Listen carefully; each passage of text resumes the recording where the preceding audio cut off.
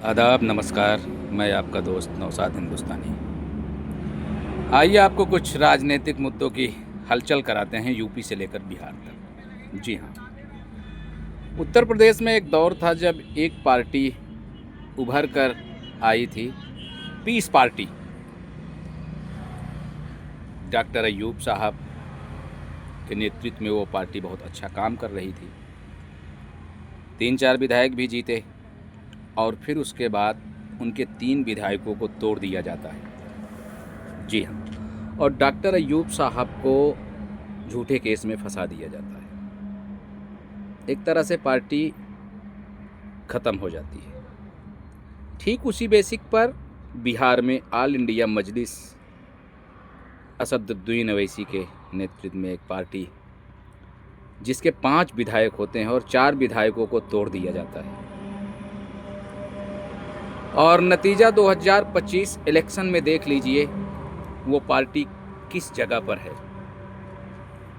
इसका मतलब साफ ये है कि आपके खिलाफ हर पार्टी एक साथ खड़ी होती नज़र आती हैं। नंबर 1, ये तो राजनीतिक मुद्दों की बात है। देखिए, संगठन बनाना ये बड़ी बात नहीं है, संगठन को चलाना ये बहुत बड़ी बात है। संगठनित होकर चलना ये बहुत बड़ी बात है। और फिर कोई भी पार्टी आगे विकास की ओर जाना चाहिए, ना कि विनाश की ओर। आपके 4-5 विधायक आते हैं और फिर उसमें से 4 स्विच ऑफ हो जाते हैं, एक आपके साथ पार्टी के बना रहता है और आज उसका भी जीतना मुश्किल दिखाई दे रहा है। फिलहाल इसके पीछे और इसके आगे रीज़न क्या है, आपको मंथन और विचार करना चाहिए। और रही बात सामाजिक कुछ लोगों की, हो सकता है मेरी बात कड़वी हो, बुरी लगे। अक्सर मैं ये बात कहता हूँ, नादान बालक, ये जो सोशल मीडिया पर उपद्रव मचा कर रखे हो ना भाई, ये आपका बेहतर इल्म नहीं है, ये संदेश दे रहा है आप बेहतर विचार के नहीं हैं। अरे भाई, कामयाबी के लिए सिर्फ़ और सिर्फ मोहब्बत का रास्ता ही यहाँ पर बेहतर है, वो आप करने को तैयार नहीं हो। 90 पोस्ट आपके सपोर्ट में कर दूं तो वाह हिंदुस्तानी वाह कह कसे लगा देते हो। अगर बाई मिस्टेक सच दिखाने का मैं आईना अगर लेके आ गया तो मेरे बाप दादाओं तक की गालियाँ निकालोगे, मुझे भला बुरा कहोगे।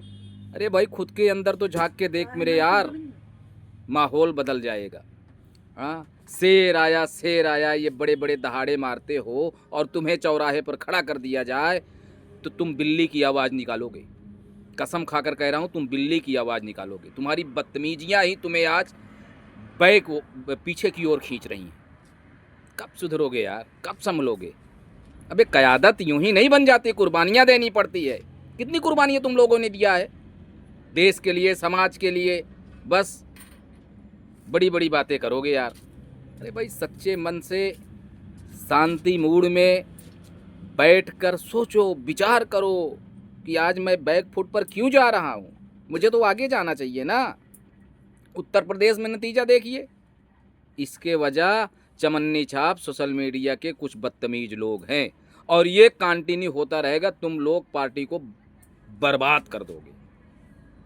इसकी वजह असद साहब को मैं नहीं मानता।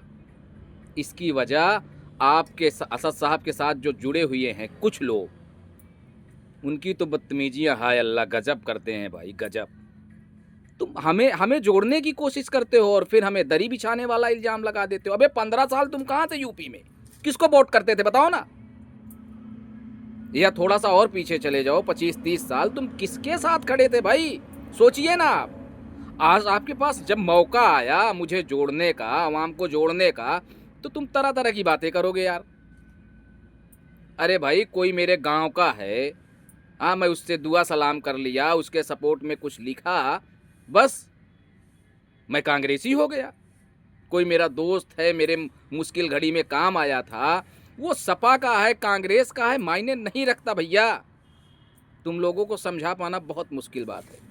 वो कहते हैं ना, चींटी को लिपस्टिक लगाना, ऊँट को चड्डी पहनाना और तरह तरह की बात जो कहते हैं, वो बात बिल्कुल ठीक तुम पर बैठती है। मोहब्बत नाम की चीज़ लाइए, इंसानियत दिखाइए। और पार्टी तो बहुत बेहतर चल जाए, लेकिन पार्टी के कार्यकर्ता बड़े बड़े कुछ काम नहीं कर रहे हैं भैया। सोशल मीडिया पे ही काम नहीं होगा, ज़मीन पर आपको जुड़ना पड़ेगा, संघर्ष करना पड़ेगा। 50 साल मेहनत के लिए लग जाते हैं, तुम 4 साल में चांद लाओगे? नज़दीक पड़ा है, बड़ी दूर है, रास्ता लंबा है, तय करना होता है। फिलहाल उम्मीद करता हूँ आप लोग बेहतर विचारधाराओं से जुड़े भाई, अच्छा काम करें, लोगों को अपना समझे, कोई पराया और आया नहीं होता भाई। तुम्हारी जहनीत पराई है, तुम घटिया किस्म के लोग हो जो थोड़ी सी बातों में जज्बाती हो जाते हो, राजनीति से इंटरेस्ट भी रखते हो और 2-2 मिनट में जज्बाती हो जाते हो। मुझे तो नहीं लगता तुम्हें कुछ आता है, कुछ समझ में आए। बाकी समझ लीजिए तो आपके हित में बेहतर होगा। अबे क़यादत यूं ही नहीं खड़ी हो जाती, उसके लिए ज़मीन पर काम करना पड़ता है, सोशल मीडिया पर बकचोदी नहीं। और ये करते रहो, देखते रहो परिणाम क्या होगा और अंजाम क्या होगा। सिर्फ एक ही रास्ता है, मैं बार बार कहता हूँ और इंशाल्लाह कहता रहूँगा, मोहब्बत ही एक रास्ता है। तो उम्मीद करता हूँ आप लोग बताएंगे कमेंट में, हो सकता है जज्बातों में मैं बह गया हूँ, आपका ही भाई हूँ, असर तो रहेगा ही। इंशाल्लाह कोशिश करूँगा कुछ और आप लोगों को बेहतर वीडियो दूँ। तो ये समझिए क़यादत तो आपको खड़ी करनी पड़ेगी भाई, कोई रास्ता नहीं है। लेकिन खुद को समझिए, काम कैसे करना है, लोगों से विचार कीजिए, अपने से बड़ों से मशवरा लीजिए और फिर एकजुट होकर काम कीजिए, कोई मनाही नहीं है। इंशाल्लाह मिलते हैं, तब तक के लिए अल्लाह हाफिज़, दुआ में याद रखिएगा।